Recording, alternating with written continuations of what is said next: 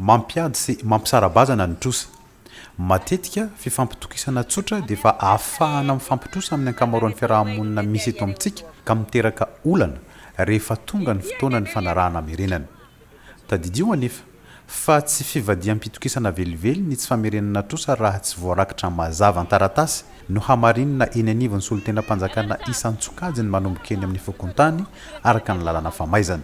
Izany indrindra no mampiala maina ny mpitoro mihevitra fa manana ny rariny rehefa tonga eny amin'ny fitsarana raha tsy voarakitra ara-dalana ny fifanarahana. Misy karazany roa ny fivadiham-pitokisana araka ny andinin'ny faha 800 amin'ny fehezan-dalàna famaizana. Ny voalohany dia fandaniana na fanodikodinana zavatra toy ny entana, ny vola na ny entam-barotra izay napetraka tamin'ny olona iray mba hampiasainy, hikaramany, hofainy, hanaovana asa na tazominy fotsiny araka ny fifanarahana mazava tsara ka voalaza amin'ny fifanarahana io ny tsy maintsy anehoana na amerenana ilay zavatra aoriny. Marina fa ny vola omena olona iray araka ny fifanaraham-piaraha-miasa izay milaza fa averina ny renim-bola fa ny tombom-barotra no zaraina dia tsy azo sokajina ho trosa fa efa mahafeno ny fepetra fivadiham-pitokisana raha tsy tomombana ilay fifanarahana noho ny fanodikodinana na fandaniana nataon'ilay nomena azy.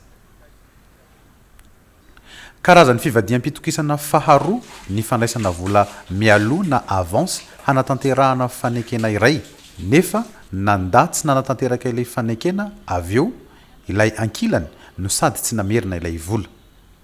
Ireo mpanao asa tena matetika no ahitana ny tranga eny amin'ny fiaraha-monina, ohatra ny mpiady lavadrano, ny mpanjaitra, ny mpandrafitra, eny hatramin'ny mpanao trano azy.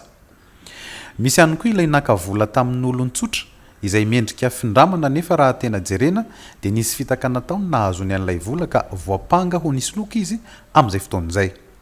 Hialamaina ve ilay mpampindram-bola raha tsy voaefa ny volany? Tsy hanivaliny fa mila manao fangatahana amin'ny filohan'ny fitsarana amin'ny famerenana ny volany. Ady madio ny resaka amin'izay ka raha mahazo rariny izy dia afaka mampangeja sy mampivarotra ny fananan'ilay indram-bola mba hanefana ny volany araka ny didi-pitsarana.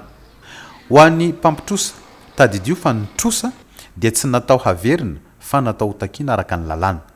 Mpitrosa mahaiza mamerina izay nalaina fa izany no fahendrena ibiazana amin'ny fiaraha-monina malagasy maha olombanona isorohana ny fisaraham-bazana. Tandremo fa mampiady ny trosa.